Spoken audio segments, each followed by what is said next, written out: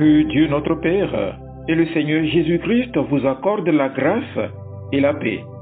Amen.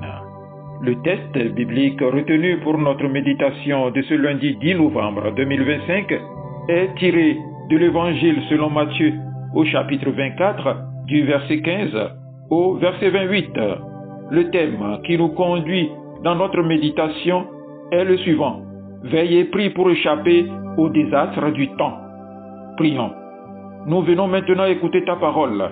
Ouvre nos cœurs, éclaire nos pensées, afin que ce que nous lirons ne soit pas de simples paroles, mais une lumière pour nos temps et une force pour nos vies. Que ton esprit nous enseigne à veiller et à prier au nom de Jésus. Amen. C'est pourquoi, lorsque vous verrez l'abomination de la désolation dont a parlé le prophète Daniel, établi en lieu saint, que celui qui lit fasse attention. Alors, que ceux qui seront en Judée fuient dans les montagnes, que celui qui sera sur le toit ne descende pas pour prendre ce qui est dans sa maison, et que celui qui sera dans les champs ne retourne pas en arrière pour prendre son manteau. Malheur aux femmes qui seront enceintes et à celles qui allaiteront en ces jours-là. Priez pour que votre fuite n'arrive pas en hiver ni un jour de sabbat, car alors la détresse sera si grande qu'il n'y en a point eu de pareil depuis le commencement du monde jusqu'à présent, et qu'il n'y en aura jamais. Et si ces jours n'étaient abrégés, personne ne serait sauvé, mais à cause des élus, ces jours seront abrégés. Si quelqu'un vous dit alors, le Christ est ici ou il est là, ne le croyez pas, car il s'élèvera de faux Christ et de faux prophètes.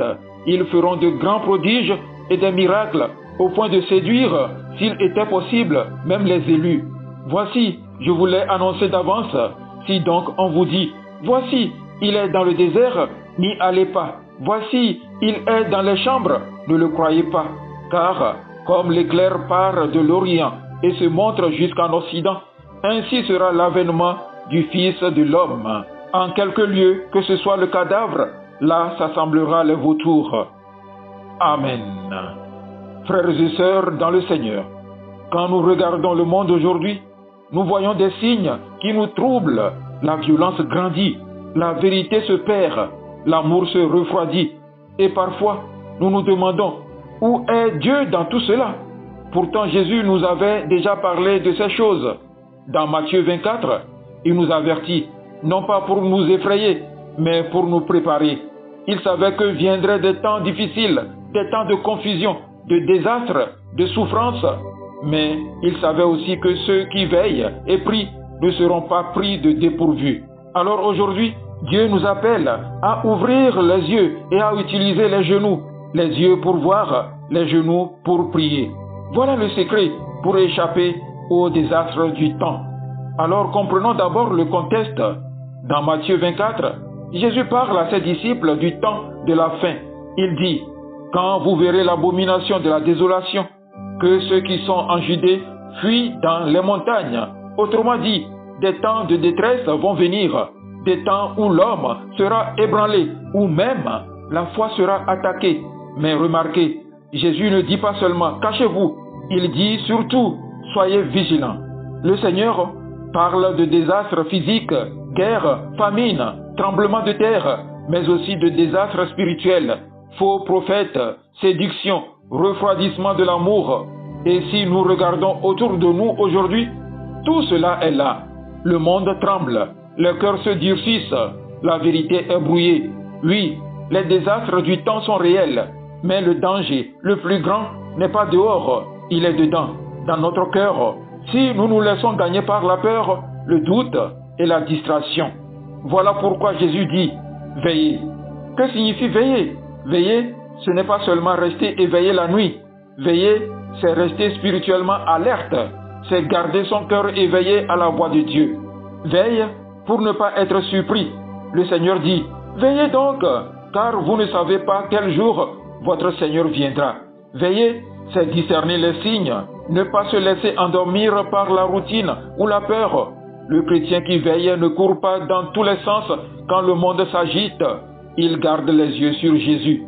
Frères et sœurs, veiller, c'est rester connecté à la parole, c'est être attentif à ce que Dieu fait dans ta vie, dans l'église, dans le monde. C'est dire, Seigneur, ouvre mes yeux, que je ne sois pas trompé par les apparences. Et comment veiller sans la prière? Veiller sans prier, c'est comme une lampe sans huile. Elle brille un moment, puis s'éteint. C'est pourquoi Jésus ajoute, priez, prie pour recevoir la force d'échapper. Dans le verset 20, Jésus dit, priez pour que votre fuite n'arrive pas en hiver ni un jour de sabbat. Autrement dit, ne comptez pas seulement sur votre force, mais sur la direction divine. La prière te prépare intérieurement à affronter les tempêtes extérieures. Quand tu pries, le Seigneur t'avertit, t'éclaire, te fortifie. La prière n'empêche pas les désastres d'exister, mais elle t'empêche d'être détruit par eux. Et voici la promesse. Jésus dit, à cause des élus, ces jours seront abrégés. Autrement dit, Dieu veille sur les siens. Il n'abandonne pas ceux qui veillent et prient. Même dans les temps les plus sombres, Dieu a toujours un plan de protection, un abri, une sortie. Bien-aimé, le monde peut trembler, mais celui qui veille et prie demeure ferme. Les désastres peuvent venir, mais celui qui a ses yeux sur Jésus ne chancelle pas, car Dieu promet.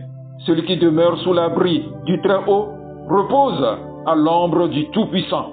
Alors aujourd'hui, ne dors pas spirituellement, mais veille et prie, car le Seigneur revient bientôt et ceux qui veillent seront trouvés prêts. Mon frère, ma sœur, peut-être que tu traverses un désastre aujourd'hui dans ta famille, ta santé, tes finances. Le Seigneur te dit, veille et prie, je suis avec toi. Ne te laisse pas submerger, mais viens à Jésus, il te donnera la paix, la direction et la victoire.